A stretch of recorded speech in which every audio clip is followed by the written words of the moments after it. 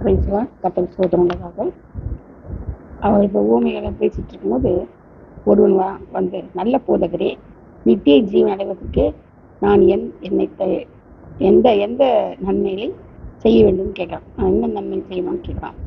அதற்கு அவர், நீ என்னை நல்லவன் என்று சொல்வானேன், தேவன் ஒருவர் தவிர நல்லவன் ஒருவன் இல்லையே, நீ ஜீவனில் பிரவேசிக்க விரும்பினால் கற்பனைகளை கைக்கொள் என்றார். அவன் அவரை நோக்கி, என் கைகளை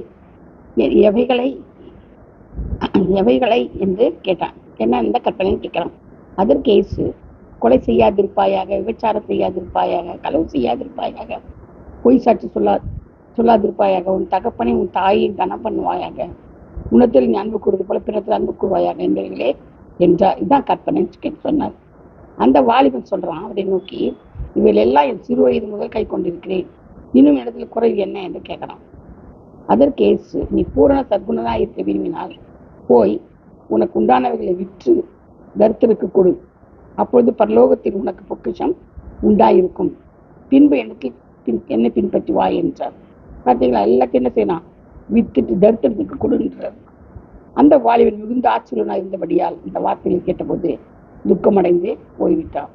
அது ஆண்டவர் சொல்றாரே, நம்முடைய சீஷர்களை நோக்கி, ஐஸ்வர்யவான் பரலோக ராஜ்யத்தில் பிரவேசிப்பது அரிதென்று மெய்யாக என்று சொல்கிறேன். ஐஸ்வர்யவான் தேவனுடைய ராஜ்யத்தில் பிரவேசிப்பதை பார்க்கலும் ஒட்டகமானது ஊசியின் காதில் நுழைவதே எளிதாக இருக்கும் என்று உங்களுக்கு சொல்கிறேன். பார்த்தீங்களா, ஒட்டகம் ஊசி காதில் ஒட்டகமே போகுமா?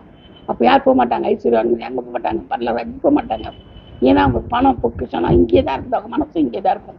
அதனால தான் அவர் அப்படி சொல்றாரு. ஐஸ்வர்யங்கள்லாம் பண்ண மாட்டாங்க, போகவே மாட்டாங்க, ஒட்டகம் ஊசி காதில் போன கதை தான் அப்படின்னு சொல்றாரு. பாருங்க, நம்ம என்ன செய்யணும், ஐஸ்வர்யத்தை நினைக்கக்கூடாது, ஐஸ்வர்யனாக தீவி இருக்கக்கூடாது, கர்த்தரோடு இருந்து எளிமையான வாழ்க்கையை வாழ்ந்து அவரோட சரண்டர் ஆகணும். கர்த்தர் தான் பாதுகாப்பாராக. இந்த வார்த்தைகள் எல்லாம் ஆண்டவர் பாதுகாப்பாராக. ஆமென்.